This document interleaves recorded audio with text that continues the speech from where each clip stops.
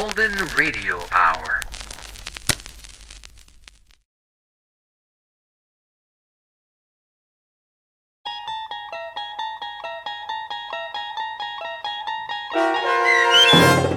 The Howling Man, starring Fred Willard, with Stacy Keach as your narrator, was adapted for radio by Dennis Etchison and written for The Twilight Zone by Charles Beaumont. Heard in the cast were Christian Stolte, David Darlow, Doug James, and Anna Sverutza. To learn more about the Twilight Zone radio dramas and to obtain audio cassettes and CDs of these programs, visit our website at twilightzoneradio.com. The producers of The Twilight Zone wish to thank CBS Enterprises, Carol Serling, Dennis Etchison, Dick Brescia Associates, Claire Simon Casting, Terry Jennings, XM Satellite Radio, Sirius Satellite Radio, our sponsors and our radio affiliates for helping make this series possible. This copyrighted radio series is produced and directed by Carl Amari and Roger Wolski for Falcon Picture Group. Doug James speaking.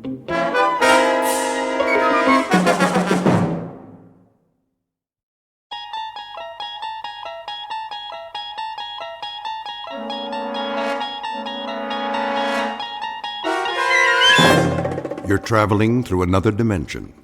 A dimension not only of sight and sound, but of mind. A journey into a wondrous land whose boundaries are those of imagination. Your next stop, the Twilight Zone.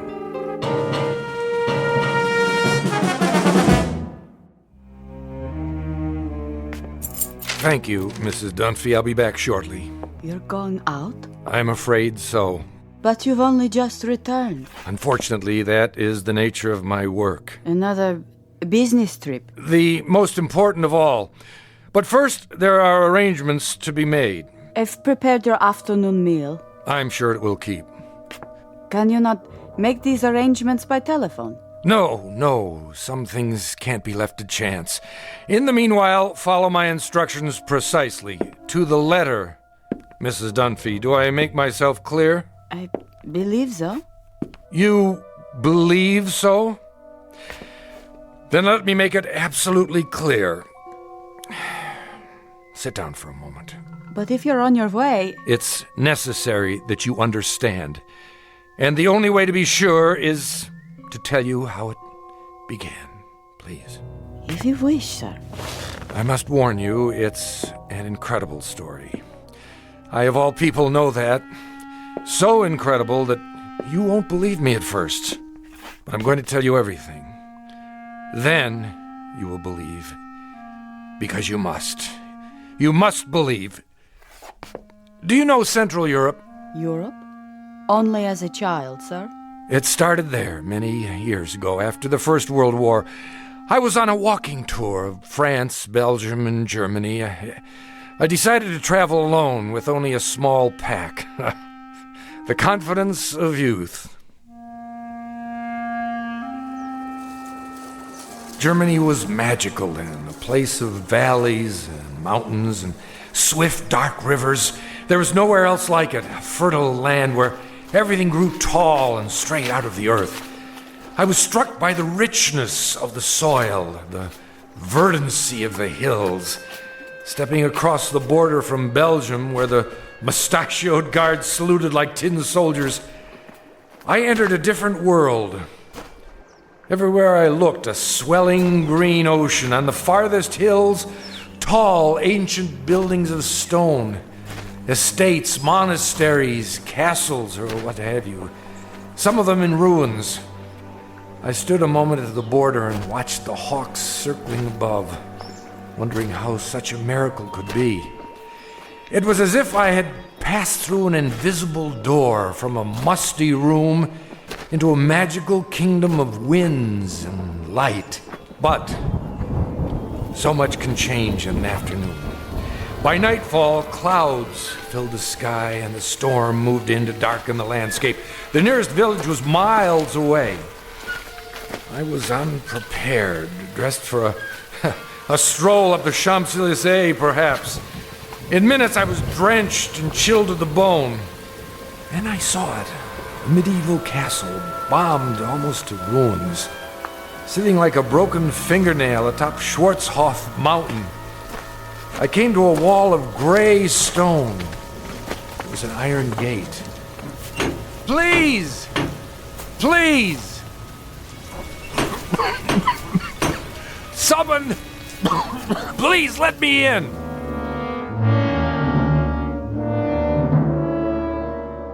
A story told years ago by a man who recalled it from his youth. Fortunately, or perhaps unfortunately, he was never able to put it out of his mind. It begins with a wayfaring traveler. His name is David Ellington, scholar, seeker of truth, and to his dismay, a finder of truth. A man approaching exhaustion, who will confront a problem that has haunted the world since the beginning of time. A man who knocks on a gate seeking sanctuary, and instead finds that he has just crossed an unmarked border into the far edges of the Twilight Zone.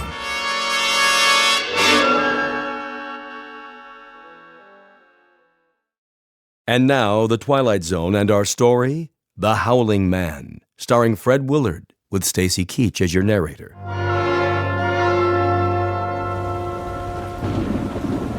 I found a rope by the gate and pulled it. Please! Someone! Yes? What is it? Let me in! I'm sorry. You don't understand. I'm traveling on foot. We don't allow visitors. I'm not a visitor. What is this place? It's called the Hermitage. And I'm a stranger caught in the storm. Your robe, the cross around your neck. You're a man of God. I'm lost. Don't you understand? Lost. Very well. Follow me. Thank you, brother. You're ill. I'll be all right. Once I dry out. This way. What are these rooms? A barred window in each door. They look like, well, cells. All are empty now. I see, but what were they? Wait here. What for? I'll speak to Brother Jerome. Who?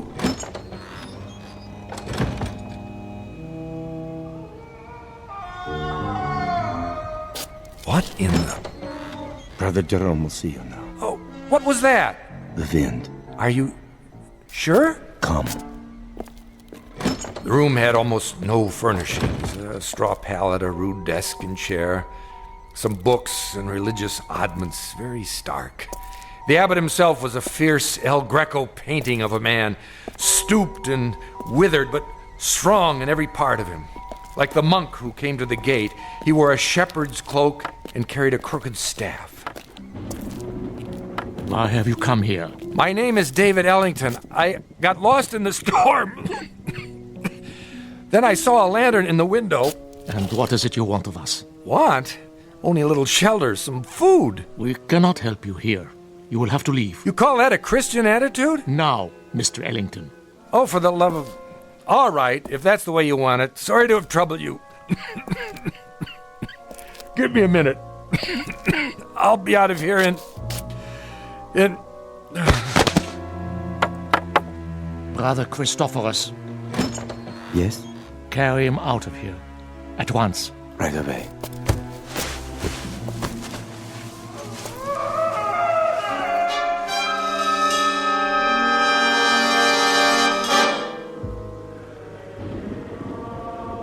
I don't know how long I remained unconscious. When I came to, I was in a primitive cubicle, one of the cells. Walls and ceiling of gray stone, a single small window in the shape of an arch, the floor hard-packed dirt. The monk sat nearby in a chair. I lay under a blanket. Beneath me was a bed of straw. Water! He lives. God's infinite mercy. How long have I been here? 9 days, my son. 9 days? You were very ill. The fever was on you. Brother Jerome said you would die, and he sent me to watch over you. I have never seen a man die.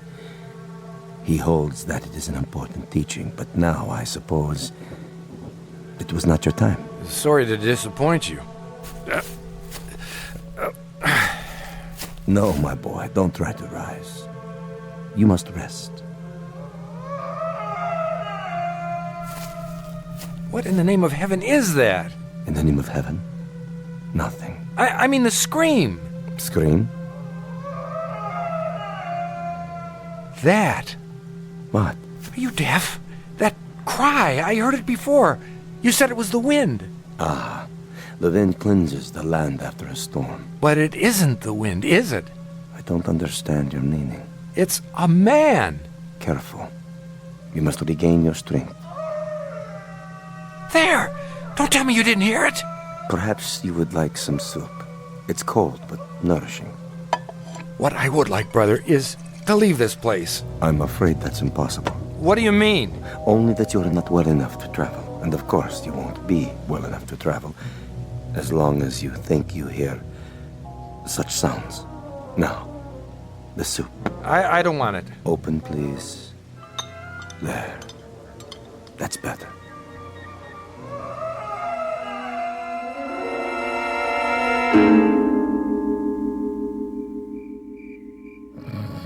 Over the next few hours, my strength did return, or at least some of it. I waited until the monk had fallen asleep. Then at last I made my move. The door was held shut by a simple iron bolt. I had only to slide it a few inches without waking him. I was almost free, but I could not remember which way we had come. When I turned into another corridor, I realized I was lost. It was a maze of dark passages and doors. Here, a part of the ruined ceiling was broken away, and I saw that the moon had risen. In the naked light of the moon, I saw one door different somehow from the others. At first, I was not sure why. Then I realized that in place of a bolt, it was held shut by a piece of wood, a mere stick, crooked and curved, like the peculiar staffs carried by the monk and the abbot, only in miniature, no greater in length than my forearm. On this door, in this door alone, a small wooden staff replaced the iron bolt. How odd! I looked through the opening in the door. Inside, a filthy, shadowed hovel, no table or chair, no straw for a bed. It appeared to be empty. What? There was a man, huddled in the corner, holding his knees and rocking, head back like an animal. In the soiled moonlight, I saw his dirty beard, his rotted clothes. Who are you? Help me. Stay back. No, please. In the name of humanity, help me. But who? You're not one of them. No, my name is Ellington. I'm an American. Shh. What are you afraid of? Them. Listen. Do you hear them coming? No, but why? They will look for you. We only have a moment. You speak as if I'm a prisoner. Aren't you? I'm not sure. Come closer, and I'll explain. Explain what? Don't you know what they are? These men of God. They are mad, Mr. Ellington. All of them, raving mad. Why do you say so? I was in the village, in Schwarzhof, doing nothing out of the ordinary, walking the street with my woman. We were holding hands, that is all. Do you see anything wrong with that? Well, of course not. But what? We paused to rest by a tree in the shade. And then we kissed. Yes, I admit it. Is it wrong to kiss? Tell me. Why, no, I don't think so. You don't think so, I don't think so. But Jerome, that lecherous old fool. The gaunt man, the one in charge. So, you have seen him. As I kissed her, a shadow fell over us. We looked up and saw him standing there. I opened my mouth to speak, but before I could utter a word, he raised the wooden staff he carries, so heavy. You've seen it. Yes. And he hit me again and again. He smote me like an angry god, or a man who thinks he's God. I woke up here. No. I swear. They flogged me with knotted ropes.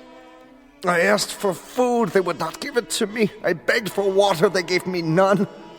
Then they threw me in this filthy room and locked the door. Well, why? For revenge. Jerome wanted my woman. Are you sure? Yes. That disgusting old man, that fanatic. He wanted her.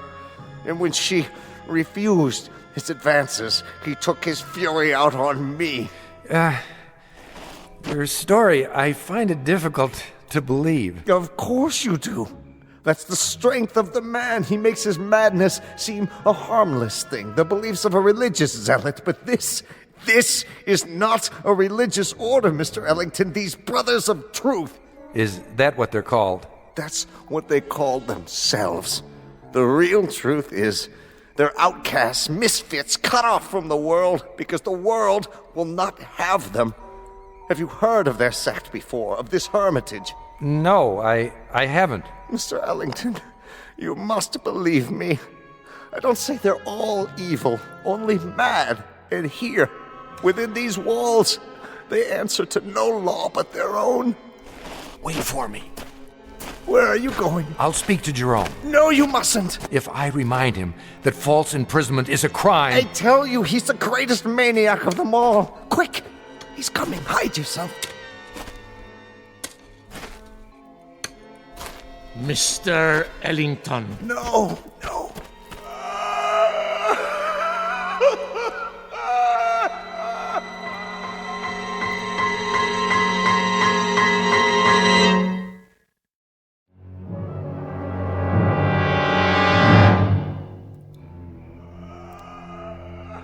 Brother Jerome? I did not know you were well enough to walk. I still feel weak. Brother Jerome... Come with me, please. Look here, This way. Where were you going? I was looking for you. It was unwise for you to wander on your own. The corridors can be treacherous. Oh, can they? In what way? The building is very old. One might trip and fall without a torch. Or go where one is not meant to go, is that it? See something perhaps that you're ashamed of? I do not know to what you refer. Don't you? Oh, then you don't know the grounds very well. I saw something just now that violates the law of this country and of humanity. I must ask you... And I must ask you, Mr. Ellington, to leave the hermitage at once. We lack proper facilities to care for the ill. You certainly do. Arrangements can be made in Schwarzhof. Just a minute. No, not a minute. Not an extra second, Mr. Ellington. Now. I thought you were concerned about my health. I am. But now you want me gone regardless. Why? I have explained that. You've explained nothing. Based on what I've seen, I question your motives. I question your entire operation here. You are making assumptions. I certainly am. Now, look, no one invited me to come here. I realize that. I arrived unexpectedly, and you're not prepared for visitors. But I had no choice. And there is no excuse for your behavior. I suppose it was only a matter of time before you brought out the knotted ropes so that you could flail me or whatever it is you do for amusement. My son. I'm not your son! There are many things you don't understand. That's right, I don't. So begin with this one. Tell me, why are you in such a hurry for me to leave? What more are you afraid I'll find out? More? Besides the man you've got locked up in that cell. What man is that, Mr. Ellington? The one we just left. The one who's been screaming his head off. I am not sure what you're talking about. That's it, isn't it, brother? Or is he only one of many? Well, it isn't a secret anymore. I know. And what do you think you know? I... The chair. Sit. You are still weak. Brother Jerome, I know very little about this cult of yours, what's permitted within these walls, but I doubt very seriously that you can imprison a man against his will. That is quite true. We have no such authority. Then why have you done it? No man has ever been imprisoned at the Hermitage, Mr. Ellington. He claims otherwise. Who claims otherwise? Who do you think? The man in the cell at the end of the corridor. There is no man in the cell at the end of the corridor. I was talking with him. You were talking with no man. And you think I'm hallucinating? Mr. Ellington, you are ill. You still have a fever. In such a state, delirium may cause one to see and hear things that do not exist. Do you mean to tell me you don't hear that? Hear what? Look at me. Dreams can seem very real. And honest men make unconvincing liars. The brother who's been caring for me. Brother Christophorus? Yes. He has a way of looking at the floor when he tells me I'm imagining things. You look at me, but your voice loses its command. More imaginings. I don't know why, but you're both very intent on keeping me away from the truth. What do you know of the truth? Which is not only poor Christianity, Brother Jerome, it's poor psychology, because now I'm very curious indeed. Curiosity is a dangerous thing. Oh, I was taught it's a sign of intelligence. There are some things best left alone. Like sleeping dogs, a nest of snakes. I'll uncover the facts eventually, you know. Meaning what? Just what I say. I imagine the local police will be interested to learn that you're keeping a man locked up here. I tell you, there is no man. All right, let's forget it. I'll deal with it in my own way. And what way is that? However I see fit. It's no concern of yours now. Oh, and I apologize for not dying. Maybe some other time, brother. Mr. Ellington. A last word? Bon voyage? Don't bother yourself. I'll make it to the village with no further delay, I assure you. Mr. Ellington, the prisoner in the cell, it's a delicate matter. Ah! So you admit it? A terrible thing. He's violent, dangerous, more dangerous than you know. We are obliged to lock him in the cell. I'm sure you can understand. I understand that you're still lying to me. Goodbye, Brother Jerome. Would you really go to the police? If you were in my place, wouldn't you? Very well. Close the door, Mr. Ellington. I have told you the truth, but only a part. Now I see that I must tell you the whole of it. May God forgive me. Then you do hear it. As I have heard it every hour of every day for 5 long years. Why did you lie? I didn't. Oh, but I think you did. And now the skies darken. The storm returns. I should have known. When I told you that no man screamed in the abbey, I spoke the truth. It is not a man, you see, Mr. Ellington. It is the devil himself. You're joking with me, aren't you? No, Mr. Ellington, I am not. Would that I were. It would be so much easier. But the prisoner in the cell, our only prisoner, is in fact Satan. Oh, come now. Otherwise known as the fallen angel, Ahriman, Asmodeus, Belial, Diabolus, the devil made manifest. You asked for the truth. Now you have it. Do you believe? What? Oh, sure. Now it is you who are lying, Mr. Ellington. You don't believe me at all. To the contrary, you're even more certain of what you've suspected all along, that I am mad. Well, sit down. I will tell you a story. And then we'll see how certain you are of my madness or of anything else. Drink. What did you say? Some brandy. For thy stomach and thy infirmities. No, thank you. Don't worry. It's not poison. A very old vintage. I'll drink with you. What is it you wanted to tell me? I presume, Mr. Ellington, that you consider yourself sophisticated, a worldly man. Why do you say that? You're young, rich by your clothes, and reasonably well educated. Harvard? Yale. Exactly. Having a last fling before settling into the family business. How did you... You are an open book, printed in very large type. with pictures. Of course, you consider us primitive, because we're living in seclusion away from the real world. To you, we're misfits. Please, I know all the theories. I assure you, brother. No, Mr. Ellington, it is I who am assuring you that I am not the ignorant fanatic I might seem. I coped with your world for 40 years before I left it, and rather successfully by your standards. The best schools, a degree in philosophy, a job that took me to all the corners of the earth. This beard and this staff and this faith represent nothing but a different point of view. If you understand that, then perhaps you will listen to what I have to say with an open mind.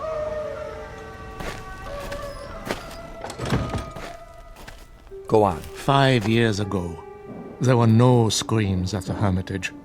This was simply the bombed-out ruins of a castle belonging to the family Wulfren. How did you come by it? Baron Wulfren turned it over to the Brothers of Truth as a gesture of charity. Our task was to tend the great vineyards and save what souls we could by constant prayer. But this isn't a formal religious order, is it, brother? We believe that we are recognized by God. Truth is our only dogma. We are committed to it as man's greatest weapon against the devil, who is the father of all lies. Please, continue. You were tending the vineyards. At that time, not very long after the Great War, the world was in chaos. Everywhere there was unhappiness, except in the village below. Really? For some reason, the people of Schwarzhof refused to yield to despair. They lost none of their faith. They continued, as they had for years, to be honest and God-fearing and happy. The village was a plum to Satan, one he could not resist. So he came here, drawn to it as a moth is to light, and embarked upon a program of corruption. But you stopped him. Yes. You see, Mr. Ellington, he made the same mistake you are making now. He underestimated me. He thought he would have no difficulty tempting an old fool. I had him in the cell before he knew what happened. But if he's the devil, how do you keep him from escaping? With the staff of truth. The one barrier he cannot pass. Mm-hmm. And when he first came, just how did you recognize him? I had seen him before, in every part of the world. Wherever there was sin, wherever there was strife and persecution, there he was also. Sometimes he appeared only as a spectator, a face in the crowd. But he was always there, in all times and places. So you understand now, I trust, why you must say nothing of the things you have seen and heard. Brother, not that I doubt you, but is it possible that you've made a mistake? No. Think, Mr. Ellington, of the peace in the world these 5 years. Think of this country now. Is there another like it? But you haven't put an end to suffering. There's still murders and robberies. Even now, while we talk, people are starving. The suffering man was meant to endure, my son. We cause much of our own grief and need no help from him.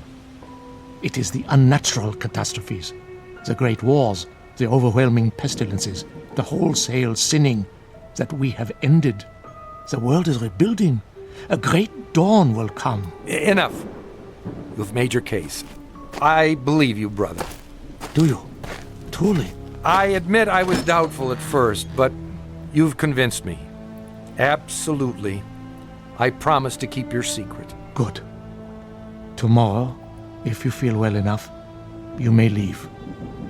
For now, let the storm pass over. Brother Christophorus will look after you.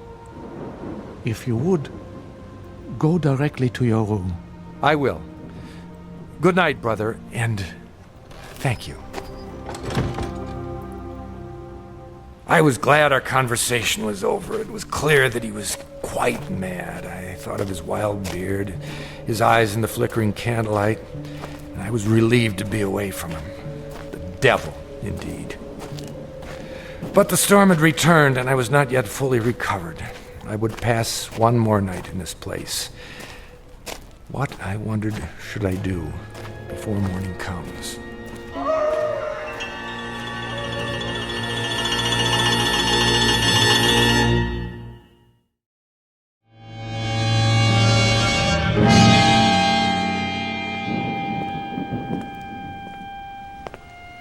corridor was dank and empty. I felt as though I were the last sane man in an insane world. What Brother Jerome had told me was utter nonsense, the product of a deranged mind. But his belief, his faith, as he called it, was heavy in the air, infecting the very stones. To bring it down would require outside help, but perhaps I could start that very night with an act of pure, unselfish humanity. Psst! Are you in there? Where else would I be? I thought you weren't coming back. I had a meeting with Brother Jerome. What did he say? He lied to you, didn't he? He said that you're Go on. What? the devil. The devil.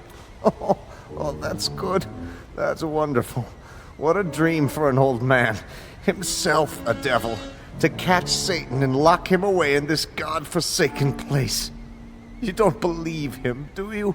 Of course not. Then help me. If I let you out now, while they're awake, they may catch you before you leave the grounds. There's always the possibility. But another hour here, you don't know what it's like. Look here, why don't I just go and get the authorities? When? As soon as morning comes, I'll find the path to the village and... No! It would be my death warrant. The authorities will return and find nothing. Who knows what will have happened to me by then? Jerome is mad, but he's shrewd, too. He won't leave any evidence behind. Then, what can we do? You must let me out now. There doesn't seem to be a lock on your cell, only this small shepherd's staff. You could almost reach through the bars and remove it yourself. I've tried. It's wedged in such a way that I can't get my fingers around it. Here, I think I can get it. Quickly. Wait.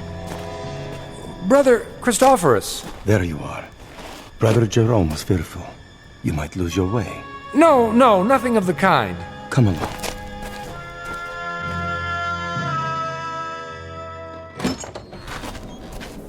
I'll light the candle. There is bread and water on the table, and more soup to give you strength. Thank you. Rest now, Mr. Ellington. Remember, you're still a very sick man. I'm feeling much better. Nonetheless, Brother Jerome has asked me to watch over you. Really, that isn't necessary. It is my duty. The chair is sturdy, and the candle is fresh. Wait a minute. Why are you locking the door? To protect you. But you're locking us both in. Never fear. I have the key. It is not long till morning. But... Sleep, Mr. Ellington. You are a weary traveler. Soon you'll be back with your own kind. What a comfort, eh? You will forget all you have seen here.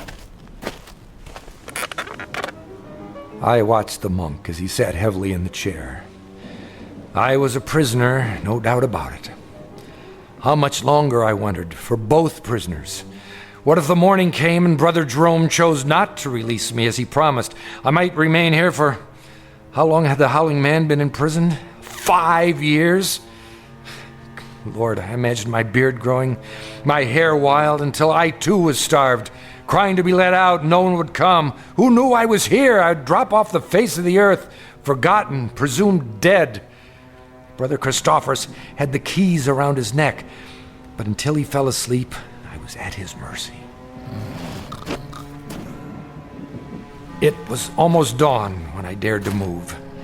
I had to be careful not to wake him.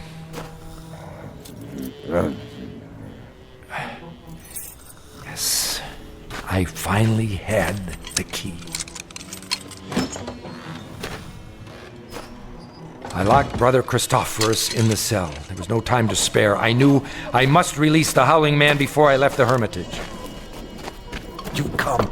Good. What do you want me to do? Lift off the wooden bolt. Are you sure this is all that holds you in? A small carved stick? Yes, lift it off, I tell you. But surely you could have forced the door and broken it. Please! There is no time for talk. In the name of mercy, if you fail now, they'll kill both of us. All right. Hurry. I'm trying. I just need to slide it out of the latch. Mr. Ellington, where have you gone? Hurry! Hurry! A moment. Stop him! Stop him! Now! Brother Jerome, come quickly! I am free. Stop! I command you! The other way. Now. Here is the gate. It's locked. I must get over the wall. I'll put my hands together. A hoist. Step up. Let not Satan escape us, O Lord. Let him not sow the seeds of evil throughout the world. I call upon you. Up, now! He stepped in my hands and climbed the gate. Now, reach down and give me your hand. Help me. Help you? Help you, mere mortal? Are you mad? And I saw not the foot of a man before me, but a cloven hoof. In a flash of lightning, with those horns grown suddenly from his forehead. Then he turned and vanished in the moonlight.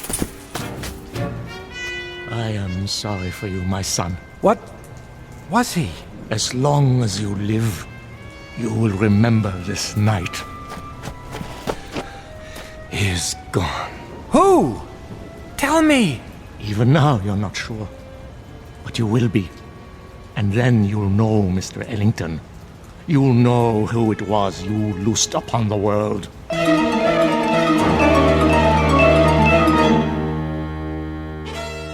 The monks were mad, I thought. Or the Howling Man was mad.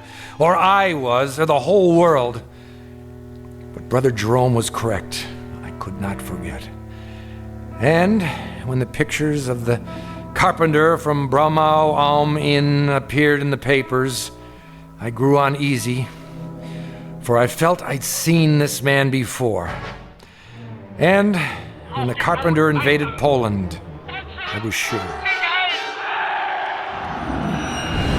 And when the world was plunged into war and cities had their entrails blown asunder, and that pleasant land I had visited became a place of hate and death, I decided to spend the rest of my life tracking down the one I had released.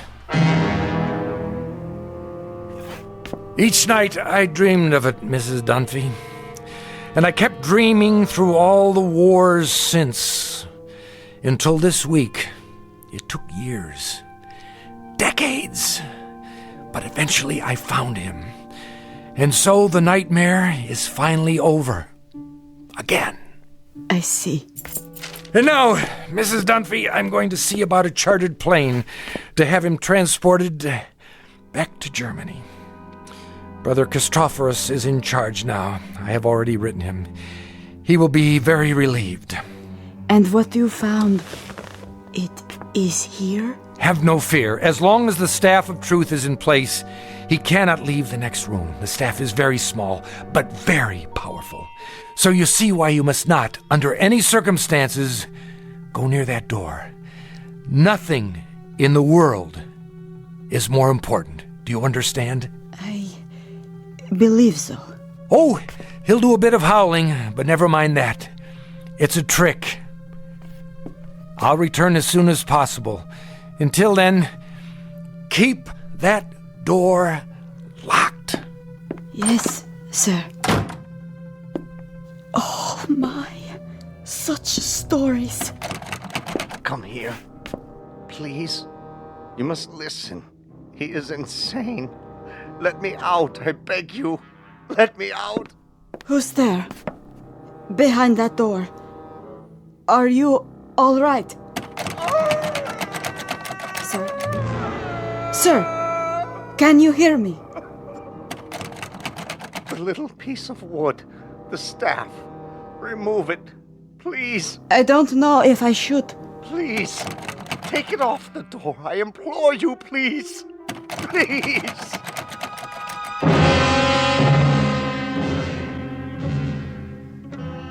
Ancient folk saying, you can catch the devil, but you can't hold him long. Ask Brother Jerome, or Brother Christophorus, or David Ellington. They know, and they'll go on knowing to the end of their days in the Twilight Zone.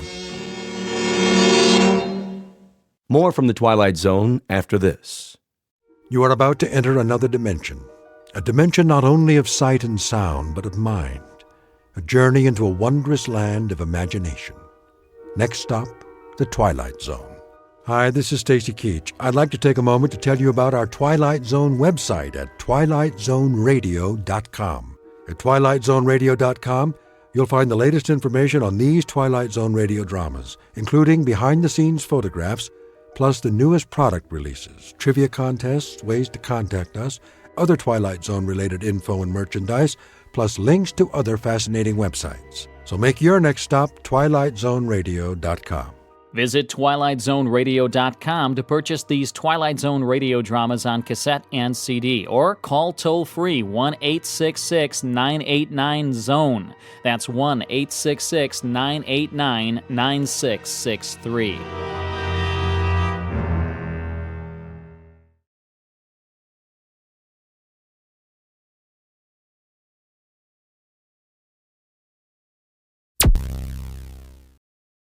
Thank you for listening.